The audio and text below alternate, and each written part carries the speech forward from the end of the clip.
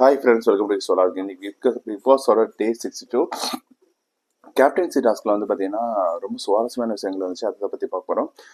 Captain டாஸ்கில் யார் இருந்தாங்கன்னா ரஞ்சித், அதுக்கடுத்து தீபக், பவித்ரா, மஞ்சரி, இவங்க 4 பேரும் செலக்ட் ஆயிருந்தாங்க கேப்டன்சி டாஸ்க்கு.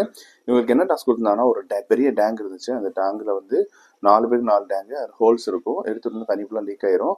இந்த மாதிரி அந்த பஸ்ஸர் அடிக்கிறதுக்குள்ள அந்த டேங்க் மேலே டேபிளில் டேங்க் இருக்கணும். தண்ணி லீக் ஆகாமல் எந்த அளவுக்கு இருக்கோ அவங்க வந்து வின்னர் சொல்லியிருந்தாங்க. இதில் வந்து பார்த்தீங்கன்னா கடுமையான இருந்துச்சு. தீபக், மஞ்சரி, பவித்ரா இவங்கன்னா ஆளுக்கு ஒவ்வொருத்தவங்களுக்கும் டேங்கெல்லாம் எடுத்து விட்டு ஒவ்வொன்றா கழட்டி விட்டுட்டு அப்புறம் வந்து சண்டை போட்டு தள்ளிலாம் விட்டாங்க.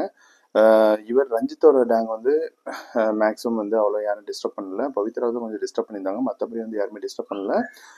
எனக்கு தெரிஞ்ச இந்த கேப்டன்சி டாஸ்கில் நான் வந்து ரஞ்சித் இல்லைன்னா பவித்ரா இந்த 2 பேருமே வந்து கேப்டன்சி இருந்தாங்கன்னா ரொம்ப சுவாரஸ்யமாக இருக்கும். அவங்க எப்படி இருப்பாங்க அப்படின்னு சொல்லி ரொம்ப எதிர்பார்த்தேன். மற்றபடி வந்து பார்த்தீங்கன்னா தீபக்கும் சரி மஞ்சரியும் பேர் ஆல்ரெடி அவங்க வந்து வின் ஆகிட்டாங்க. கேப்டன்சியில் நல்லா ஒரு பெர்ஃபார்ம் பண்ணியிருக்காங்க. ஸோ அதனால் வந்து அவங்க கேப்டன்சி வர்றது எனக்கு பிடிக்கல. இதில் வந்து ரொம்ப கடுமையாக போட்டுச்சு. ஃபைனலாக வந்து பார்த்தீங்கன்னா தீபக் வந்து கொஞ்சம் நல்லா பவித்ராட்டு மஞ்சரிட்டுனா அடிச்சு தம்சம் பண்ணி எத்தி காலை வச்சுனா உதஞ்சி தள்ளி விட்டாரு. ஃபைனலாக பஸ்ஸர் அடிக்கும்போது பார்த்தீங்கன்னா ரஞ்சித்தோட டேங்க் மட்டும் தான் இருந்துச்சு.